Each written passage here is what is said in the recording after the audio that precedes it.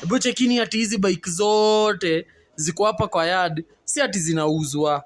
Hizi bike zote ni kutengenezwa, zinangoja kutengenezwa. Unanunua bike ya Spiro, alafu unaenda unaziacha kwa yard. Hizi bike ni mtupe nani? Hizi bike ni mtupe. Hebu cheki vile zinakaa. If it quacks like a duck and revs like your girlfriend farts, it's probably Spiro, the most dominant electric motorcycle in the country currently. And for a bike that cannot make a full-blown road trip without range panic, it sure has some nerves dominating the Kenyan market. But a lot of people still look at it the way you'd look at Akothe's music videos, with pure disgust. And why is that, you ask? For one, it's because battery swapping prices keep going up. You see, operations officially began in Kenya around 2022, when the estimated swapping price was about 180 shillings. By the time I'm writing this shitty script, it's well above 300 shillings. Rais alisema battery inakuwa ni 174, wakaongeza mpaka 215, tukanyamaza. Mara hiyo tena ndio miezi miwili jesha bado. Wameenda battery ndio 300. Sasa ino kumanza nini? Mkataba tulisaini sio hiyo. Mkidhubutu kupandisha bei kwa shilingi 1 ama 2. Tunasema hivi, hizo pikipiki muangalie maana mtapeleka. Econ 450 M1, for example, does 80 to 100 kilometers per full charge of battery. And I'm pretty sure with that price, a Bajaj 100 can do way better. And it happens to not make the well-known power cry. Hatuwezi kuwa bila power. Fuel gives you unlimited engine power at all times, while batteries are well known to behave like good old dicks. Shrinks during cold weather like it was never there, and kicks right back to action in warm weather when you least need its services. I'm pretty sure I'm not alone on that experience. The riders have also complained of poor performance of the electric bikes, especially at night, but worse still, that the ongoing rains have caused most of the bikes to stall. Bike haina nguvu ikifika kwenye mlima, na hizi kazi ni kazi ya kungangania, survival for the fittest. Wakati bike haina nguvu, wale wengine wetu wa petrol ambao hawajabadilisha hata wanatunganya customer. Gone are the days when you could buy something and it becomes yours for life. A car, a wife, a table, all these are things you could make a one-time purchase on, and however much you abuse them after that will be at your own risk. With Spiro, you have to adhere to several scheduled software updates, none of which you go through with regular bikes. Also, you don't own the battery, and that is almost the best thing because you can misuse one and swap it anyway.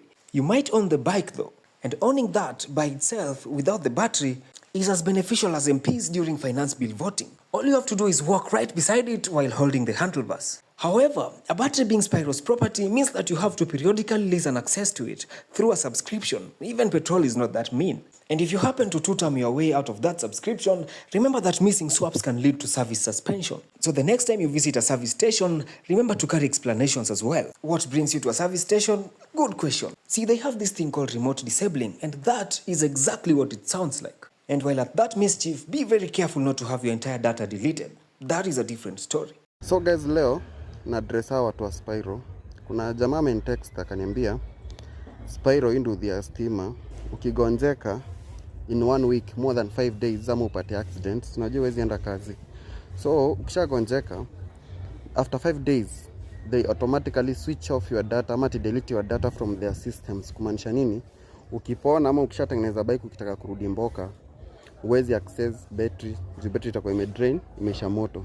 Being one of the few companies to bring this technology to Kenya and its environs, they are the only people who can give you the spare parts you need at the cost in which they decide. Probably next to what State House spends on a yearly budget, but that's another story. Nyinyi tu ndio mnauza spare parts za Spiro, which is they 10 times like higher, ama 5 times higher than the normal price. Tuseme kama battery, for instance, like tuseme kama 700. Nyinyi mnauza times 7, yani times 10, hiyo ni kitu kama 7,000.